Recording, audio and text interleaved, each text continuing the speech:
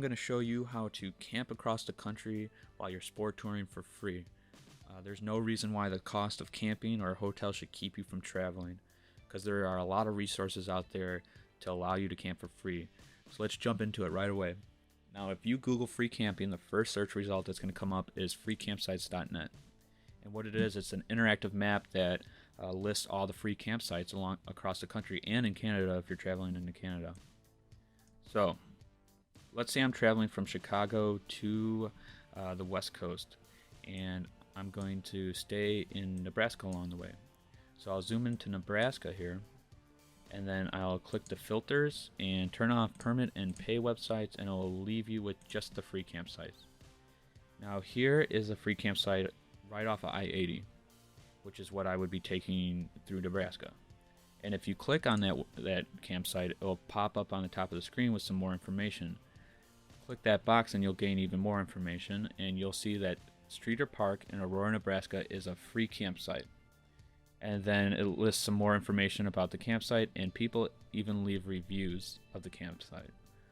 So Aurora, Nebraska is just some town in Nebraska, so to confirm that you can camp here for free, I usually Google the town, and it brings you to the city of Aurora, Nebraska's website, and right on the front page they mention their campground, free camping, donations requested, free electrical hookups, and free water.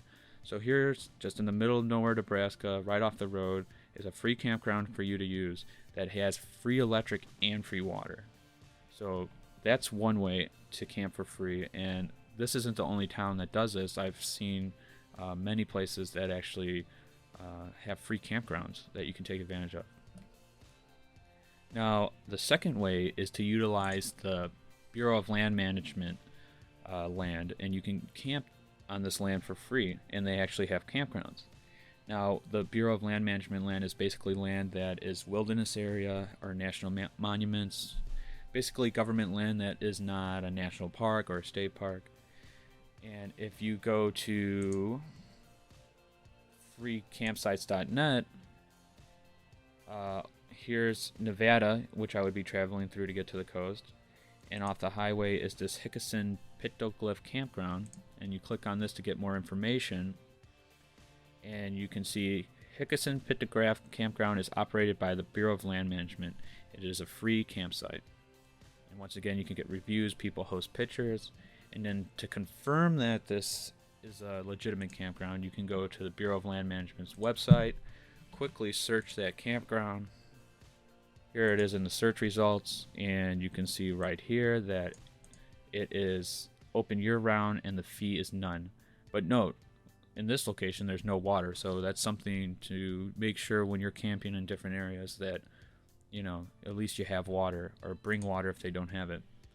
And the Bureau of Land Management website actually, you can search by state all the free campsites, so that is another good resource to utilize. Now, the third way you can camp for free, and this is in the national and state parks, is by Dispersed Camping. And what Dispersed Camping is basically camping in the state parks, but not at the main campgrounds. It's basically like backcountry camping. You usually have to hike into a location.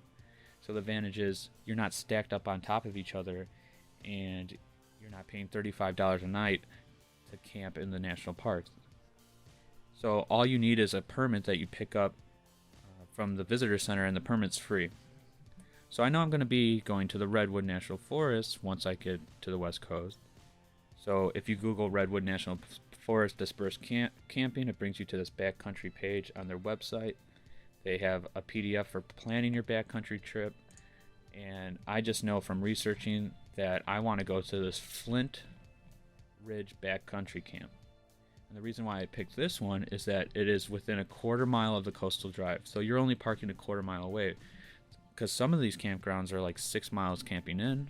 They might be a quarter mile. They might be even closer. So you have to do some research to know how far you have to hike, because you don't want to have to hike 6 miles and leave your motorcycle. So this one, for example, it's right off the highway. It's right on the coast. Free permit required.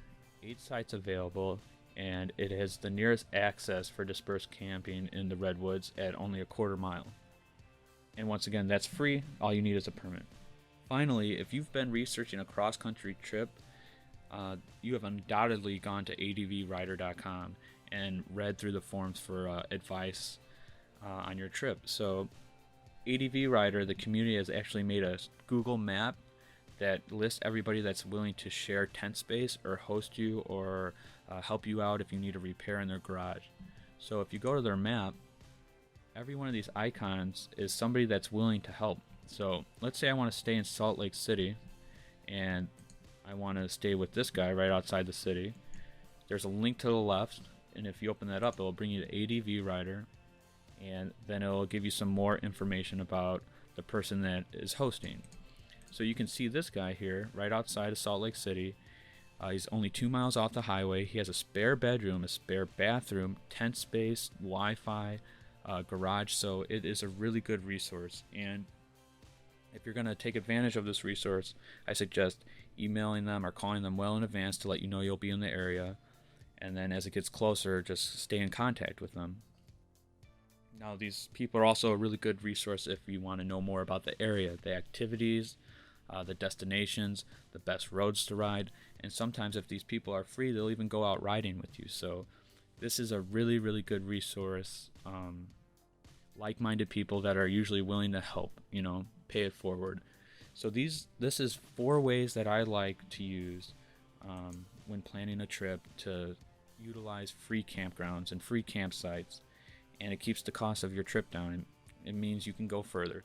Alright guys, I hope I gave you some good ideas and resources to keep the cost of your travels down so you can stay in the saddle that much longer. That is my main goal, is to help people travel longer and see more. If it helped you, please comment, like, and subscribe, share with your friends, and ride safe out there, guys. Hope to see you out there.